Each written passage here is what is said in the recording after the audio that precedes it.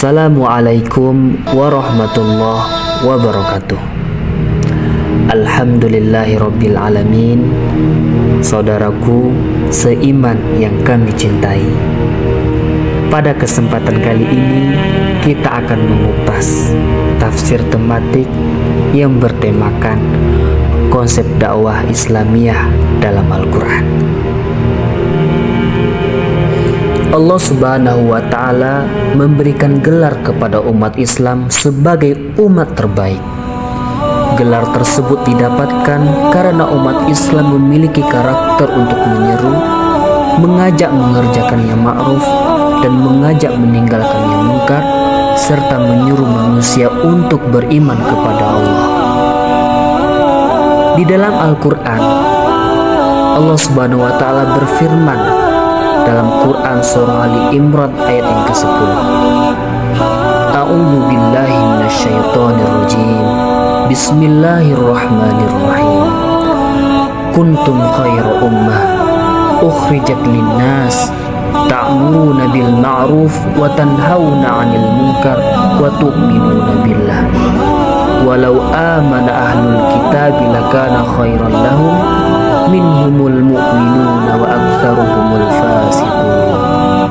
Yang artinya, kamu umat Islam adalah umat terbaik yang dilahirkan untuk manusia selama kamu menyuruh berbuat yang ma'ruf, mencegah dari yang munkar, dan beriman kepada Allah. Proses tersebut dinamakan dengan dakwah. Ibnu Manzur menjelaskan bahwa dakwah adalah menyeru. Ia bisa bermakna menyuruh kepada kebaikan atau menyuruh kepada jalan keburukan, menyuruh ke jalan Allah atau menyuruh ke jalan setan. Begitu juga menyuruh ke jalan surga atau ke jalan neraka. Saudaraku seiman, mari kita simak pendapat ulama tentang dakwah Islamiyah. Adapun yang dimaksud dengan dakwah Islamiyah, ia memiliki makna yang sama dengan dakwah ilallah. Ibnu Taimiyah menyebutkan bahwa dakwah ilallah adalah dakwah atau menyeru manusia untuk beriman kepada Allah serta apa yang ada dibawa oleh Rasulnya, juga mentaati apapun yang diperintahkan kepada mereka.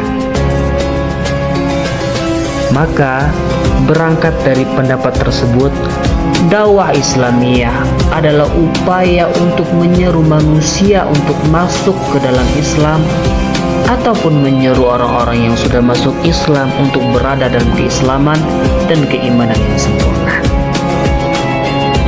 Hasan Abdul Manan dalam kitabnya yang berjudul Mu'jam al-Maudu'i li Ayat Al-Quran Al-Karim mengulas bahwa terdapat 15 ayat yang secara spesifik berbicara mengenai dakwah ilal Islam dalam 11 surat.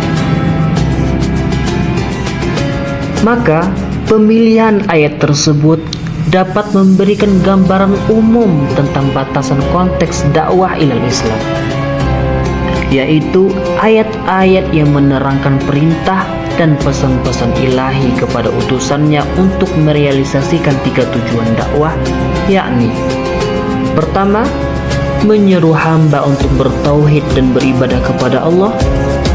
Kedua, menjalankan segala syariat yang telah digariskan serta membimbing mereka untuk menemukan kebahagiaan sejati. Dan yang ketiga, menjauhkan mereka dari kesengsaraan yang dapat membinasakan. Saudaraku seiman, dakwah dalam Al-Quran terdapat 2 periode. Al-Quran telah memberikan gambaran bagaimana proses dakwah itu berlangsung. Bila kita melihat perjalanan dakwah Islam di dalam Al-Quran, maka prosesnya terbagi ke dalam 2 periode, yaitu periode Mekah dan periode Madinah. Periode Mekah, ayat-ayat Makkiyah yang bersinggungan dengan seruan hamba untuk beriman kepada Allah tertuju kepada penanaman tauhid mendalam, yang mana itu dia awali dengan melepaskan diri dari setiap kecenderungan noda syirik. Ajakan beribadah dan melakukan targhib wa tarhib yang dilakukan tanpa adanya pemaksaan. Kandungan yang dibahas pada dakwah periode Mekah tidak lepas dari 4 pilar. Di antaranya, pertama, mengajak manusia untuk mensucikan dirinya, sebagaimana dalam Quran surah Al-A'la ayat 14 dan Quran surah Asy-Syams ayat 9. Kedua, menerangkan iman dan kufur beserta balasannya dari keduanya. Targhib dan tarhib, hal ini tergambar dalam Quran surah As-Sajdah ayat 18. Yang ketiga, ajakan untuk beribadah, bertakwa, berserah diri dan khauf, sebagaimana disebutkan Quran surah Al-Mu'minun ayat 52, Quran surah Al-Anbiya ayat 92 dan Quran surah Az-Zumar ayat 11 sampai 14. Dan yang keempat, tidak ada paksaan dalam mengajak dan menyerahkan urusan hidayah kepada Allah.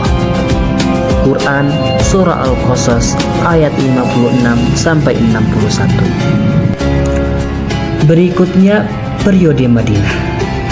Adapun pada periode Madinah, proses dakwah sudah mulai memasuki perkembangan, yang mana pada periode ini Al-Quran menyeru manusia untuk lebih dalam memahami kandungan Al-Quran melalui tuntunan sunnah Nabi SAW.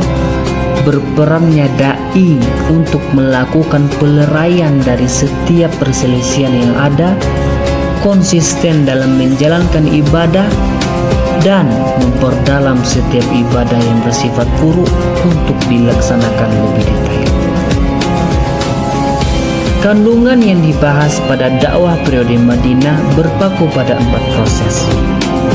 Pertama, mengajarkan isi kandungan Al-Quran dan Sunnah, sebagaimana disebutkan dalam Quran surah Al-Jumu'ah ayat kedua dan Quran surah Al-Baqarah ayat 129.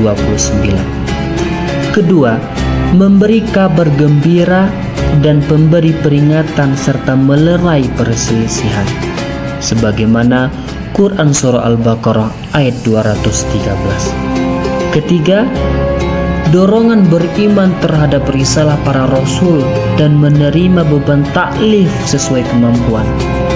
Hal ini dijelaskan dalam Quran surah Al-Baqarah ayat 285. Dan yang keempat, konsisten untuk ikhlas dalam ibadah, mendirikan sholat dan menunaikan zakat, sebagaimana disebutkan dalam Quran surah Al-Bayyinah ayat 5. Apabila kita meninjau dalam hadis Nabi, terdapat salah satu hadis yang mendukung tentang konsep dakwah Islamiyah yang telah dijelaskan dalam konsep Al-Quran sebelumnya, yaitu ketika Nabi SAW mengutus salah seorang sahabat yang bernama Mu'az bin Jabal untuk berdakwah kepada penduduk Yaman.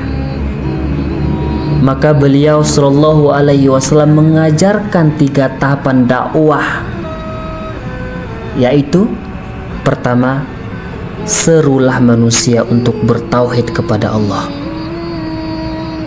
Kedua, setelah mereka mampu mengesahkan Allah, ajarkanlah perihal sholat 5 waktu kepada mereka. Dan yang ketiga, ketika mereka telah mampu untuk melakukannya, anjurkan mereka untuk membayar zakat yang diambil dari orang kaya di antara mereka untuk diserahkan kepada fakir di antara mereka. Hadis tersebut dikomentari oleh Ibnu Hajar bahwa menunaikan perintah dengan cara mengerjakannya dan menjauhi larangan dengan cara meninggalkannya tidak bisa dilakukan kecuali setelah mengetahui siapa yang memerintah dan siapa yang melarang. Inilah alasan mengapa Nabi Shallallahu Alaihi Wasallam mengajarkan Muaz bin Jabal untuk tadarruj dalam proses pengajaran dakwahnya, bahwa pengajaran tauhid dan berlepas dari kemusyrikan mesti didahulukan daripada pembebanan ibadah. Sebab ketika hal itu telah kuat, maka akan mudah untuk manusia menerima pembebanan syariat. Sehingga Nabi Shallallahu Alaihi Wasallam mulai mengajarkan Muaz untuk masuk kepada tahapan berikutnya dari tahapan dakwah, yaitu syariat sholat dan zakat. Oleh karenanya, keterangan hadis ini menjadi penegas terhadap konsep dakwah Islamiyah yang disajikan menurut sudut pandang Al-Quran, di mana Al-Quran mengajarkan adanya tadarruj dalam proses pengajaran syariat Islam. Saudaraku seiman, demikianlah penjelasan kami mengenai konsep dakwah Islamiyah dalam Al-Quran. Syukron ala ihtimamikum. Wassalamualaikum warahmatullahi wabarakatuh.